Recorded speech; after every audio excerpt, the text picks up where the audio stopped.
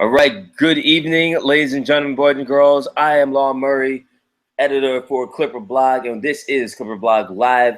I've got a special guest, Phillip Dean of 3 Shades of Blue, representing the Grindhouse. Phillip's over there in FedEx Forum right now, where the Grizzlies pulled off a surprising, but not shocking if you've seen the Clippers since the All-Star break, 113-102 win over the visiting Clippers. And joining you all from Los Angeles, I'm Law Murray. First of all, Phil, you mentioned that this was a surprising win for the Grizzlies, but Z-Bo dropping a triple-dub on them. I mean, you were in the building, obviously, so tell us what was going on, man. No, a triple-double, his first career triple-double. His first. Coach Yeager said after the game, I can't believe that's his first one.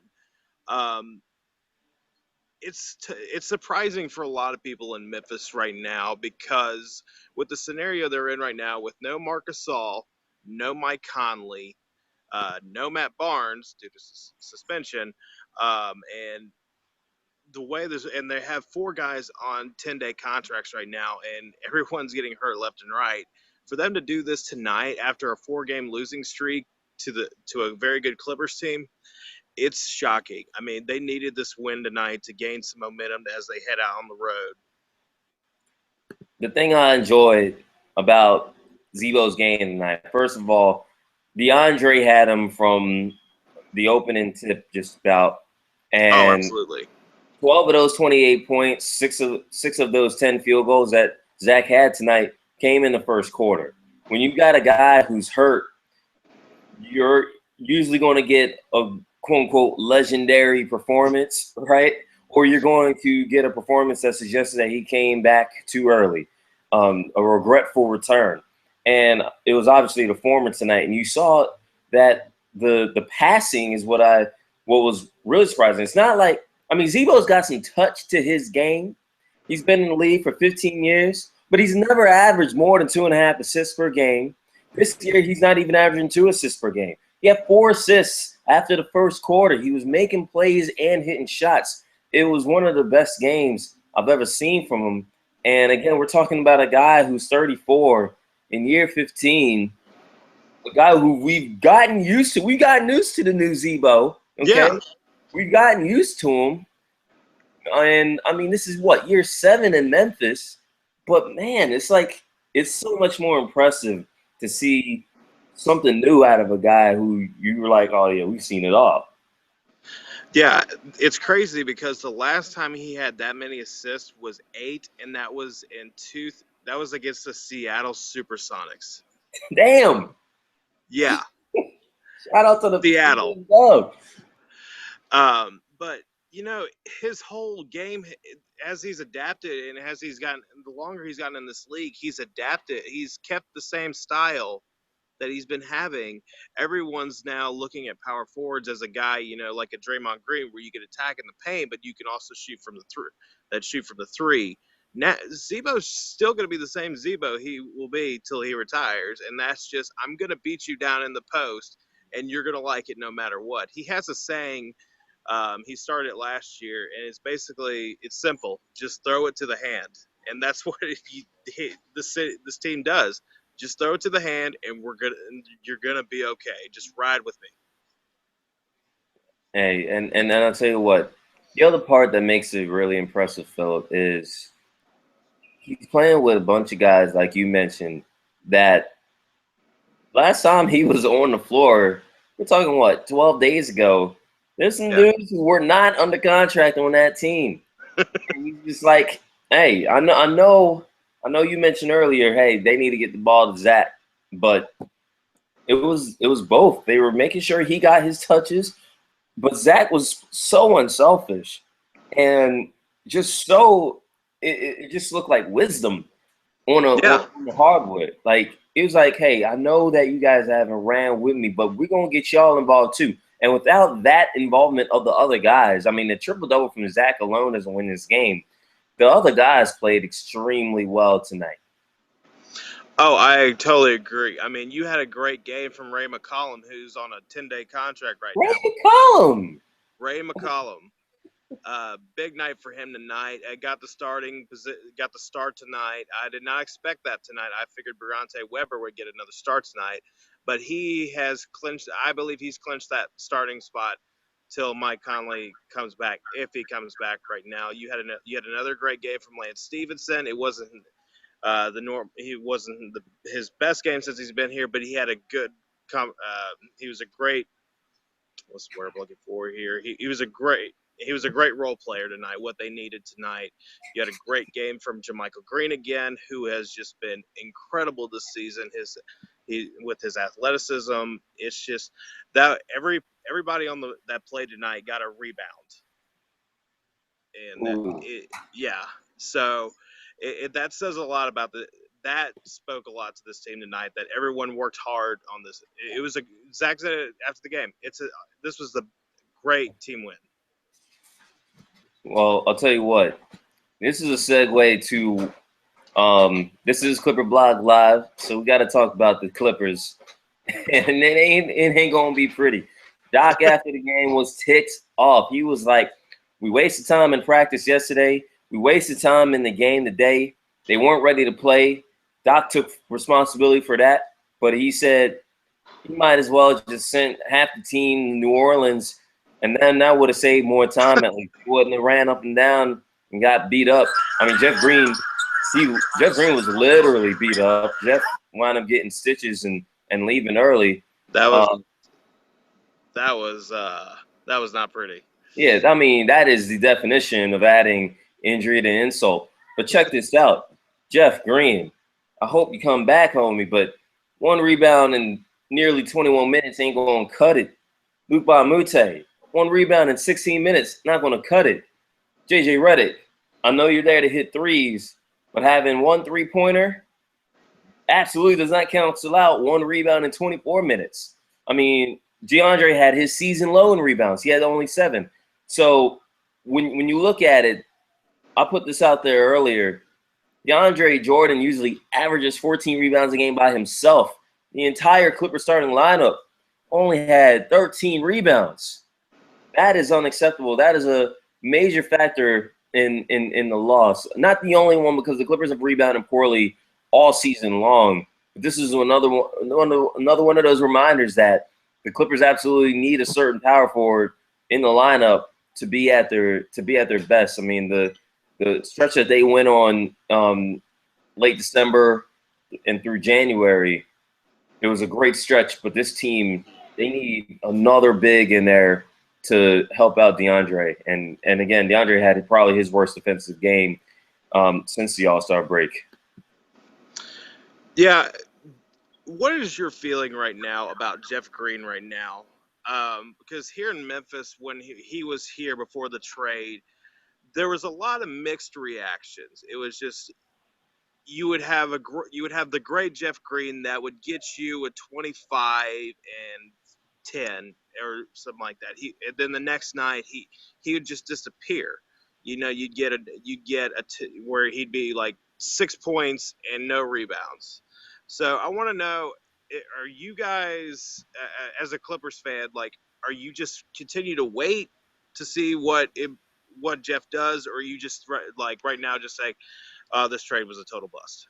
Hey, well, I'm not a Clippers fan, but I do cover the team, and I'm representing the blog here, so we can all I can let you know straight up, his inconsistency rivals only Wesley Johnson with the Clippers.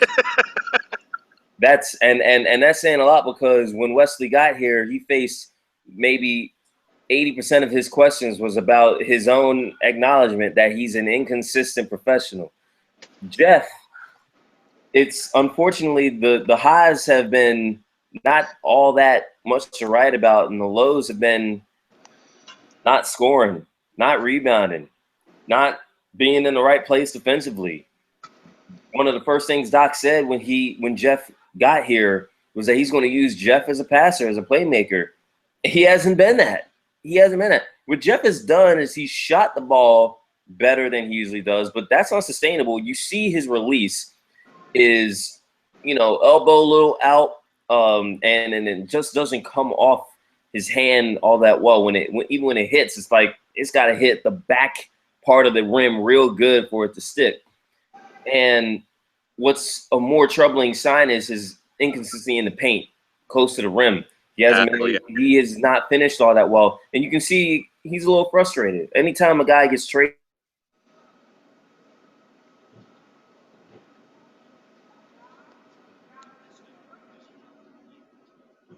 so that's really where we're at with Jeff Green right now. Okay. I know we froze up a little bit there, but just to even that point out, though, Jeff has been traded midseason twice before. Once to Boston and once to Memphis, and the thing is, it's not a ideal situation, especially when your role you're not getting that many touches, and the adjustments probably are going to continue. Blake's going to come and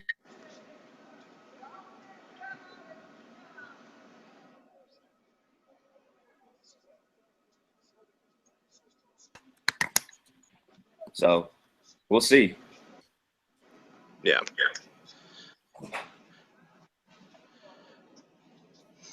Now I got to say definitely there. You saw Lance have a stretch where he was just going at cats, putting them on skates. He had a nice little dunk, had a nice run by himself.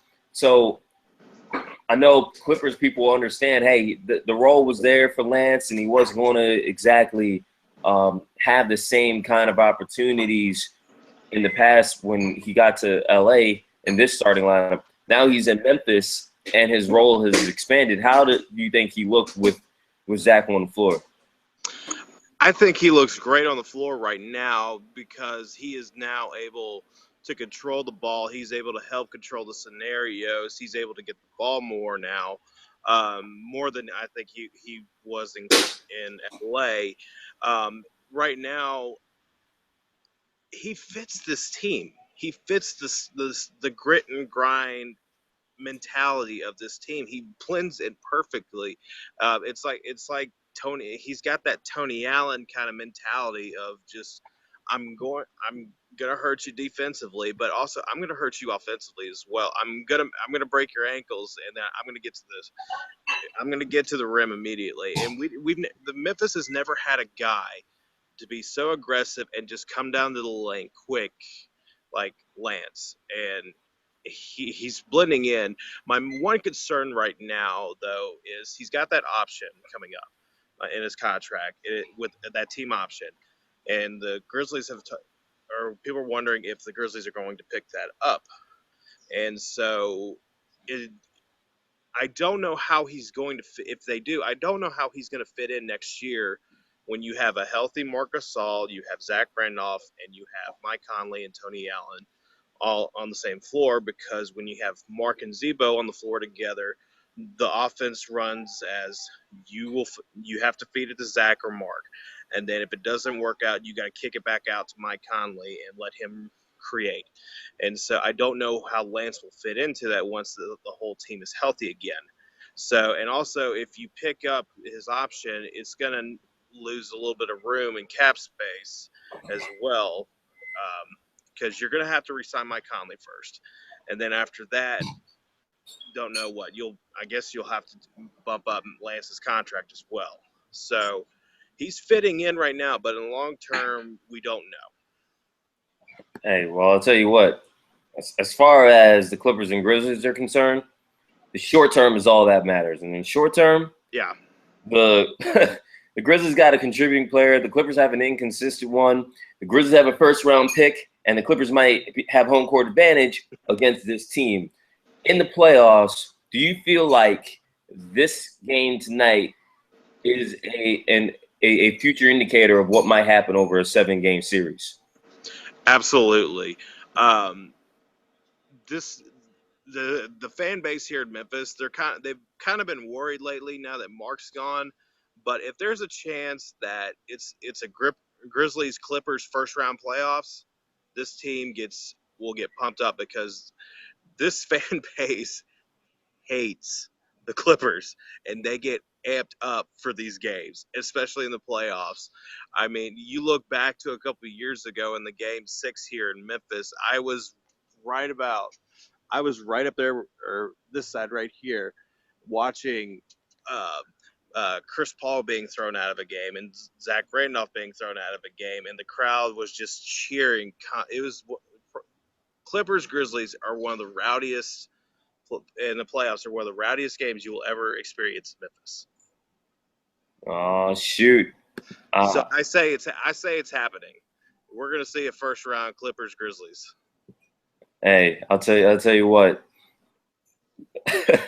That is going to be an unexpected first round treat because a lot of folks aren't even paying attention to who gets the 7 and 8 seeds.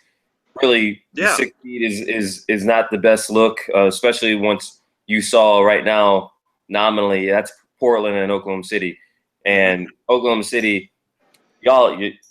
Truth to you guys, but we also saw them get mollywopped last week. So yeah, I mean, the 4-5 has the potential to be the one intriguing Western Conference first round matchup, and whew, like you said, we know what happened in the lockout year and the year after. So yeah, Doc, I hope you're ready for that. We got one question, and yeah, I'm just gonna spit this one. I'm not gonna even qualify it or anything other than what I just did. Clippers have been gifted opposing teams' career highs. Zach Randolph gets his triple-double. Russell Westbrook had the 2020 triple-double last week. Perry Jones, the third, had a nice game last season. That's not even relevant, but whatever. We'll keep going with it. Do you feel like guys going off against the Clippers is a troubling sign for them? Can you repeat that one more time? Sorry. Do you feel like guys getting triple doubles and just big games, big career lines is a troubling concern for the Clippers going forward? I think so, but it's a lot of that has to do with the guys that they've got going up against them. I mean, Russell Westbrook's going to get a triple double on a lot of teams, and you're just going to have to accept that. With Zach Randolph, I mean, the Clippers will always have trouble with Zach Randolph because they're not used to dealing with a guy like that. He's not your normal size type of power forward. Like I said earlier, he's a guy that's he's gonna attack you in the paint, and he's gonna annoy you in the paint whether you like it, and he's going to it's his style.